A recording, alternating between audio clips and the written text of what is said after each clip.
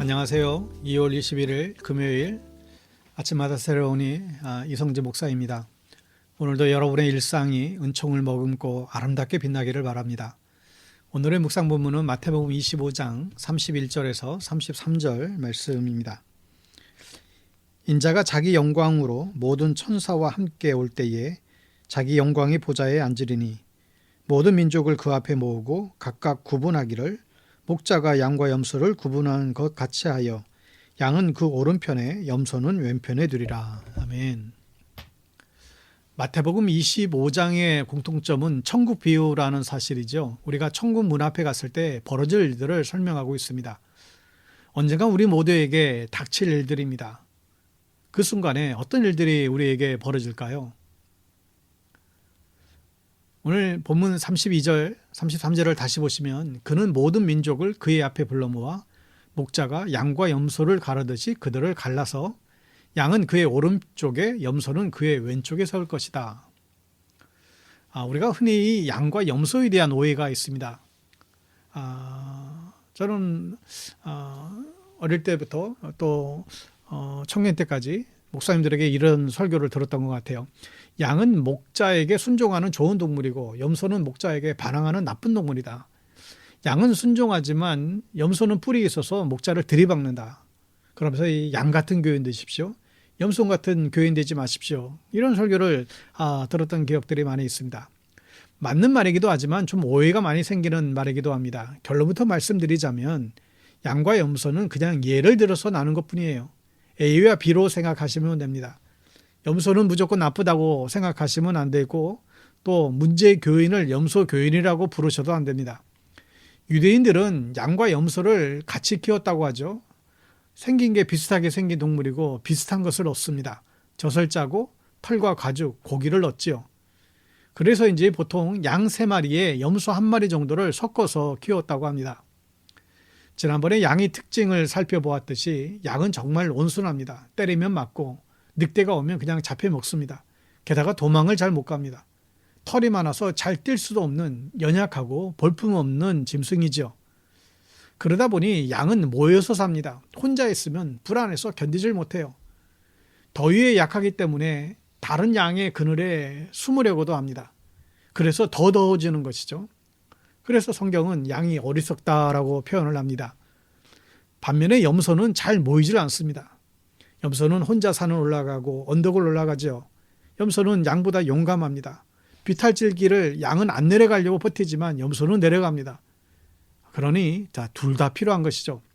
보통 초원에서는 양들이 안 움직일 때 숫 염소가 리더가 되어서 앞으로 나아갑니다. 그러면 양들이 그 염소를 따라서 이동하는 거예요. 또 개들은 뒤에서 그 양들을 몰고 갑니다.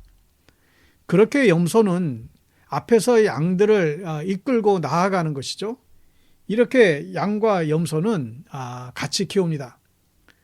그런데 밤이 되면 양과 염소를 갈라놓습니다. 양은 털이 많고 모여있기 때문에 추위에 강한 반면 염소는 양보다 털이 적고 또 따로 떨어져 있기 때문에 할 수 없이 따로 모아서 따뜻하게 염소를 재우게 됩니다. 양과 염소 중에 누가 더 좋다는 말해야 합니다. 이 이야기는 당시에 양과 염소를 치는 목축업자들에게는 너무나 상식 같은 말이에요. 아무리 어두워져도 주인은 이게 양인지 염소인지 바로 알아차릴 수 있고 갈라놓을 수 있었다는 것이죠. 그렇게 또 갈라놔야만 한다는 말입니다. 우리는 스스로 양이라고 생각합니다. 그리고 다른 사람을 염소라고 생각하죠. 근데 과연 그럴까요? 우리가 두렵고 떨리는 마음으로 주님 앞에서는 그 마지막 날을 준비해야 한다는 거예요. 그날에는 변명 없는 심판이 있을 것입니다. 천국문에서 다시 만날 그 주님께서 우리를 반가이 맞아주시면서 우리를 양으로 인정할 수 있게 되기를 그렇게 바랍니다. 그러면 누가 천국 갈 사람이고 누가 지옥 갈 사람일까요? 그 설명이 이어지죠. 35절 36절에 보면 너희는 내가 줄일 때에 내게 먹을 것을 주었고 목마를 때에 마실 것을 주었으며 나그네로 있었을 때에 영접하였고 헐벗을 때에 입을 것을 주었고 병들었을 때에 돌보아 주었고 감옥에 갇혀 있을 때에 찾아주었다 할 것이다.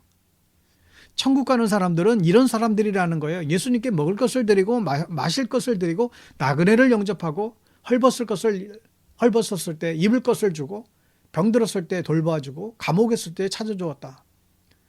주님은 이런 사람들이 천국에 갈 것이라고 이렇게 설명해 주었습니다. 주님께서 우리에게 해야 할 일들을 알려주시는 것이죠. 39절에 보면 언제 병드시거나 감옥에 갇히신 걸 보고 누가 찾아갔습니까? 근데 이 의인들의 반응이 너무 이상하죠. 예수님께서 칭찬을 하시고 천국에서 영생하라고 복 주시는데 우리가 언제 그렇겠습니까? 라고 질문을 던지는 거예요. 이 사람들은 왜 이런 반응을 보일까요? 마태복음 6장 3절에 보면 너는 자선을 베풀 때 오른손이 하는 일을 왼손이 모르게 하라는 말씀이 있습니다. 자선을 베풀 때의 원칙이 있죠. 그것은 슬그머니 모르게 해야 하는 것입니다. 그런데 이 사람들은 왜 자식들이 한 이 자선을 모를까요? 무엇보다도 자기들이 그냥 하고 잊어버리는 거예요. 오른손이 한 것을 왼손이 모르게 하다 보니까 정말 모르게 된 것이죠. 여러분, 우리도 누군가를 돕고 나서는 잊어버려야 됩니다. 괜히 좀 도왔고 그것을 생색을 낸다든지 이것은 옳지 않은 것입니다. 그리고 스스로 한 것이 아니라 주님께서 주신 말씀대로 우리가 순종한 것뿐이죠. 종은 순종할 뿐이지 자신이 했다고 자랑하지 않습니다.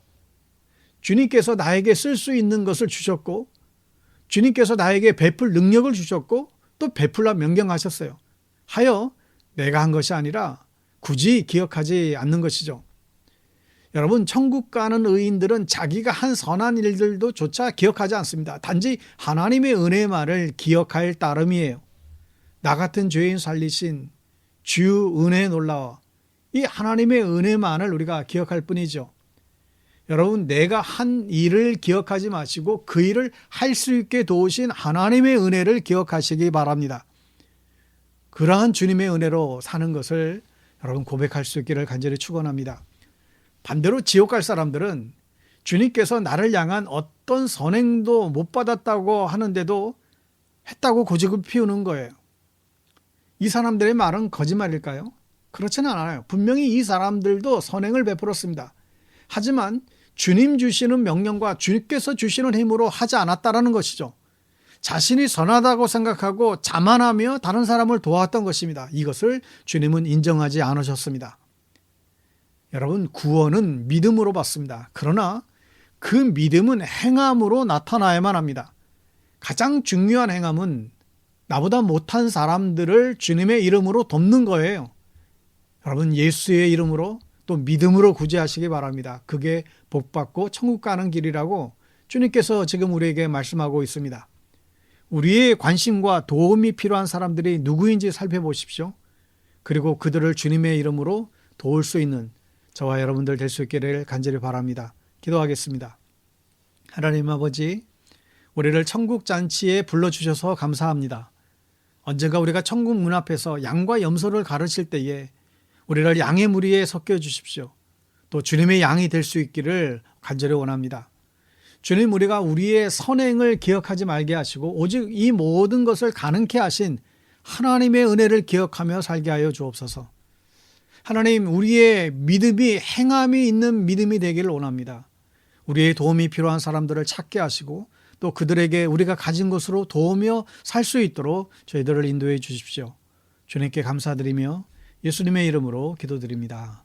아멘. 사랑하는 여러분, 오늘도 우리의 착한 행실을 통하여 주님의 이름을 높이고 또 주의 영광을 돌리는 아름답고 귀한 하루가 될 수 있게 되기를 바랍니다. 샬롬.